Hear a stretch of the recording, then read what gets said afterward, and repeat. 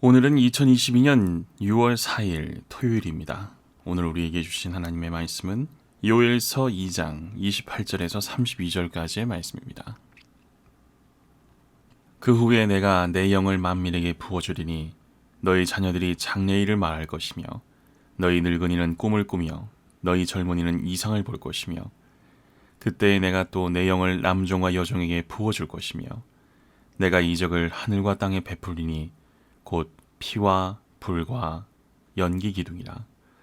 여호와의 크고 두려운 날이 이르기 전에 해가 어두워지고 달이 핏빛같이 변하려니와 누구든지 여호와의 이름을 부르는 자는 구원을 얻으리니 이는 나 여호와의 말대로 시온산과 예루살렘에서 피할 자가 있을 것이며 남은 자 중에 나 여호와의 부름을 받을 자가 있을 것임이니라. 아멘.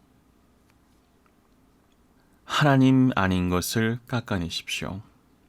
요엘서는 메뚜기 떼로 인한 재난을 하나님의 심판으로 보고 그 심판은 하나님의 날이 임했음을 의미하는 것이라고 선포합니다. 사실 이스라엘 백성이 전통적으로 생각해온 여호와의 날은 하나님이 그들에게 나타나 승리와 기쁨을 주시는 날이었습니다.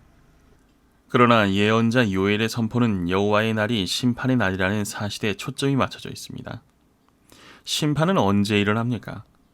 하나님 아닌 것을 하나님으로 여기며 붙들고 살 때입니다.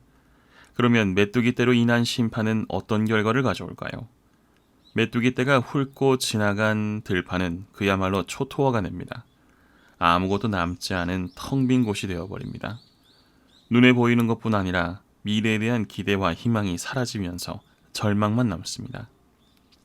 희망이 사라졌다는 사실 자체가 우리에게 심판입니다. 그러나 하나님은 요엘 예언자를 통해 회복시켜 주겠다는 위로의 말씀을 들려주십니다.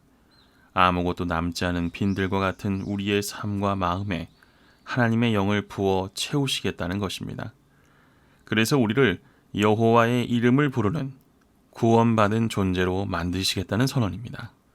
어쩌면 우리는 하나님의 영으로 자신을 채우기 위해서 메뚜기 떼가 지나가는 것 같은 고난의 시간을 견뎌야 할지도 모릅니다.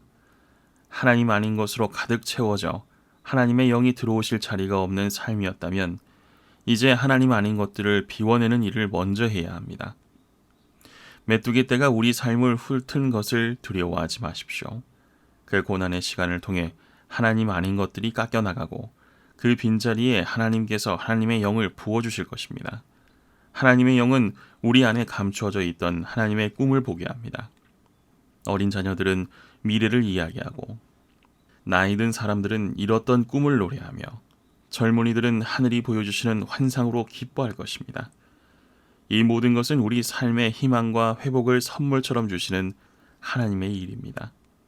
하나님이 부어주시는 영이 우리를 채워 하나님을 향한 걸음이 더욱 든든해지기를 바랍니다. 오늘의 삶에서 하나님 아닌 어떤 것을 하나님처럼 생각했습니까? 기도하시겠습니다. 하나님, 삶이 고단하고 어려워 눈물 흘릴 때가 있습니다. 인생이 메뚜기 떼가 휩쓸고 간 황량한 들판 같을 때가 있습니다. 그럴 때마다 주님, 그 자리에 하나님이 부어주시는 하늘의 영이 채워져 소망과 회복을 누리며 기뻐하게 하옵소서. 예수님의 이름으로 기도합니다. 아멘.